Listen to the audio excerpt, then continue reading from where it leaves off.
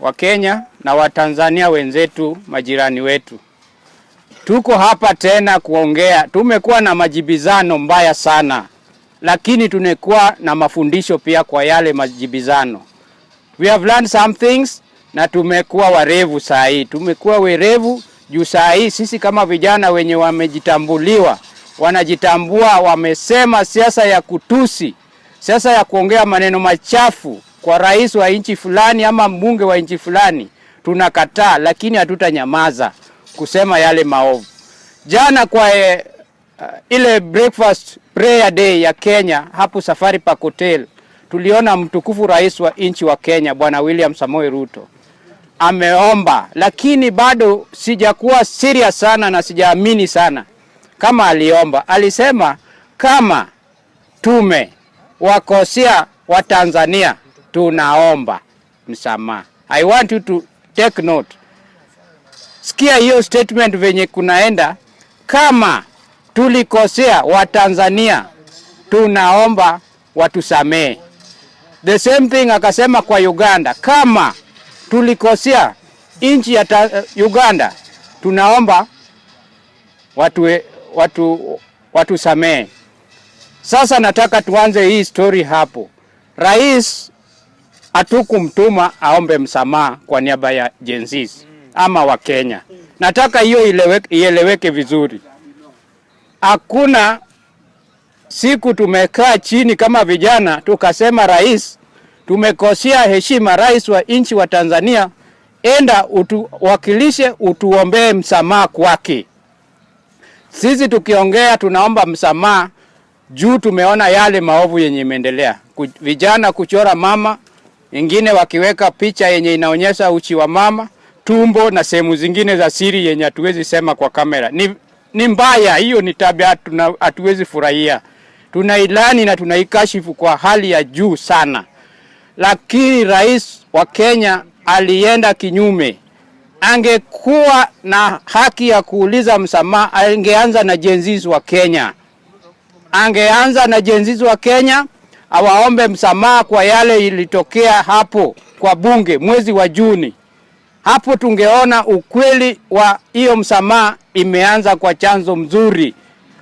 Kuna maovu yenye yametendeka hapa nchini Kenya. Yale maovu ilikuwa mingi sana. Wengine wamepoteza maisha, wengine bado wamepotea mpaka wa leo. Alisema juzi ati kila mtu mwenye aliabductiwa alirudishwa nyumbani. Lakini kuna wanafamilia bado wanalia watu wao hawako.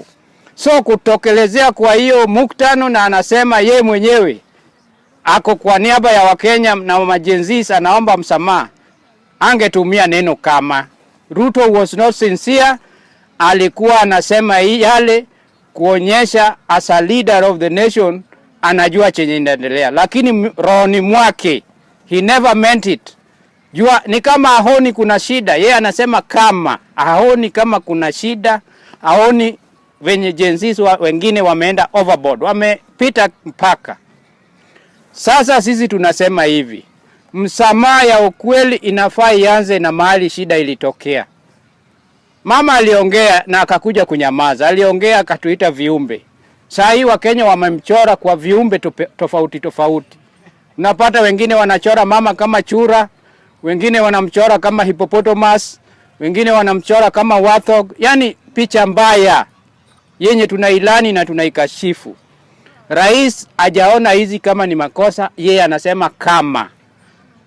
Sisi tunaona hizi ni shida na tunailaani, lakini tunasema mama ndio chanzo ilikuwa shida kutoka huko. Wabunge ndio walikuja wakaongeza moto. Mtu kama Mama Mboro. Mama Mboro anaambia Wakenya wote, vijana wenye wanatengeneza hizi creative arts na hizi picha, ati wote ni akili pungwani, ni madanda, incompetent. I don't know, alitumia maneno machafu sana. Sasa vijana wamekasirika, wamemsalimia, messages wamepata kama 1,000, 2,000, 3,000 mpaka 50,000. Paka inabidi sasa mama hawezi tumia hiyo line juu ya lugha mdomo. Wewe mtu mwenye nafaa aanzishe hii maneno ya kuomba msamaha ni wewe Mama Mboro. Mama Mboro tunafaa tuone ukienda kwa kamera kwa hapo hapo kwa bunge lenu useme huko, unasema Wakenya uliwakosea na unawaomba msamaha. Sasa kama jina lako ni hivyo, vijana unajua Wakenya jina inaitwa Mboro. Hata ungekataa usiitwe hivyo. Hii jina Mboro ndio imefanya umetrend sana Kenya. Juu kila mtu akigoogle anaona ni Mboro. Anashangaa ni jina ama hii ni ile machine tunajua kawaida. Sasa wanasema huyu Mboro tutapigana na yeye mpaka tujue ni Mboro gani hii inaongea kama mjinga hivi. Wewe ndio umeleta shida. Tuende kwa Bwana Musukuma. Huyu Mboga sasa ndio mjinga kushinda kila mtu. Mtu amemaliza shule 1986 na amewacha kwa class 7. Na anakuja ku address a parliament ya Kenya yenye iko na maengineer, na lawyers, maprofesa, watu wenye wamesoma, wanaelewa sheria. Na yeye anasema hakuna kitu anaweza learn. Badala arudi shule, improve, akuwe mtu mwenye anaweza heshimika East Africa. Yeye anabishana na watoto kwa mtandao. Hao ndio wameletea nchi ya Tanzania aibu na kudhalalishwa na watu wa Kenya. Na tunasema lazima muombe msamaha, ndio Wakenya sasa watakuja kuona kweli wameona mahali shida imetokea. Mama tunaweza mweka kando. Yeye aliongea akanyamaza. Yeye ni rais. Hatuwezi jibizana na yeye. Lakini nyinyi wabunge ni sisi ndio tunawaweka hapo. Lazima tutapigana na mama kama Mboro na wale wabunge wote kama Omar. Wale Waarabu wenye waliwachwa huko. Wako na kiburi. Wako na kiburi sana. Unaona Miriam ni msichana mdogo, hata bwana sijui alikuwa anaongeza hizi vitu ndio apate mzee Kenya ama ni nini. Unasema binadamu apigwe mpaka awekwe cylinder gas apumue ama arudishwe kama ni maiti. Then you expect your people to trust in you, ukuje uwasaidia. Una expect watu wako wa kuamini uende kuwatetea kwa bunge. Na wewe ni kupiga tu nduru na maneno yenye haisaidii. Hao watu ndio wanafaa waombe msamaha kwanza. Sisi wa Kenya hatuna shida na Watanzania wa kawaida. Tuko na shida na wale wenye wanakandamiza Watanzania. Wale wenye wanafinya uhuru wa kujieleza. Wale wanauza viwanda, airport, SGR yenye bei yake inakuwa exaggerated. Hao ndio watu tunakashifu. Wale polisi wenye wanatumiwa kudhulumu vijana, kuwashika na kuwanyanyasha bila makosa. Wale ndio watu tunasema wanafaa waombe msamaha. Sio rais wa nchi kukuja kusema tumeomba msamaha. Sasa ameona jenzi wamekasirika, anakuja kuomba jenzi. Jenzi ungewaomba msamaha bwana rais kitambo. Sio saa hii tuko na shida na watu wa Tanzania. Na hata tuna shida, hii ni kitu kidogo. Ni kutoelewana tu. Mama akirudi chini, afungue zile mitandao amefunga huko, awache wananchi wake wakuwe na uhuru wa kujieleza na kutangamana na wana East Africa. Watu kama Tundu Lissu watolewe nje. Hakuna mtu anafaa kuenda kwa pulpit aseme anaomba kwa niaba ya Wakenya. Hakuna mtu alimtuma rais.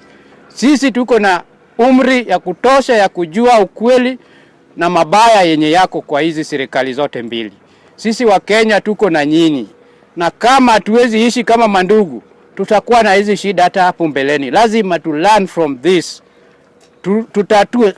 Tutatue hii shida once and for all. Tujue kama kuna shida Tanzania, hata sisi tuko na interest huko. Sio mambo ya kuingilia uhuru wenu. Hao ni majirani wetu. Hatuwezi kubali. Yule jamaa alipigwa marisasi 2017. Aliletwa hapa Kenya. Tundu Lissu aliletwa hapa Kenya. Hiyo hospitali ya Nairobi ndio ilimtibu. Hata mama alitoka huko Samia huyu. Akakuja akamtembelea. Na tunajua alikuwa na hangaishwa na serikali ya Bwana Pombe Magufuli, lakini kwa nini mama alitoka huko kote akakuja kumuona kwa hospitali? Risasi 7. Saa hii ako ndani na ni mzee at that age. Hata mama anafaa kuwe na huruma. Wacha mambo ya sasa kando tofauti. Ungemtoa juu ya umri, atetee nchi yake. Kama watamkubali kwa urais, uchaguzi hii inakuja, wamchague, apendeshe nchi iende mbele. Tunasema kama Wakenya, rais wa Kenya, tuko na shida mingi. Tatua shida zetu kwanza, ndio uende kwa jirani kuomba msamaha. Tuko na nyinyi wa Tanzania. Sisi hatuna ubaya, hatuna matusi na hatuta watusi, lakini tutasema yale maovu yanaendelea. Kama mmeshindwa, ni kama mimi nilisema jana. nitakuja huko kwenu Geita constituency, nitoe huyo mwanaume anaitwa Musukuma. Nimeona hakuna agenda ako nayo. Nataka nikuje nifanye vijana wakuwe watu wa kujitegemea. Wafanye biashara, waingize kwa hizi motivates, wafanye courses yenye nakuja kusaidia vijana wa Tanzania. Wakuje waingie kwa digital creation, content creation. Tunataka vijana wa Tanzania watangamane na vijana wa Kenya. Wakuje huku, tuende huko, tufanye exchange programs. Ndio tukue watu moja. East Africa tujivunie, tukue watu jamii moja wenye wanashirikiana pamoja. Kila kitu tunashare, hata kama ni wanawake wetu, mkuje muoe kwetu. Tukuje kwenu tuwaoe wasichana wenye wamefika umri ya kuolewa. Yani tuishi kama jamii. Hii mambo ya kubishana na kuombana msamaha kwa vitu ndogo kama hizi haifai. Sisi ni watu wazima, lakini hatutanyamaza. Tunasema mama, wacha inchi kuwe huru. Wacha watu wa Tanzania watengamane, waongee yale maovu, na kazi yako ni kusikiza na kurekebisha. Kazi yako Mama Suluhu, usikize watu na urekebishe. Asante sana, na Mungu awabariki, na Mungu awabariki wa Kenya pia. Asanteni sana.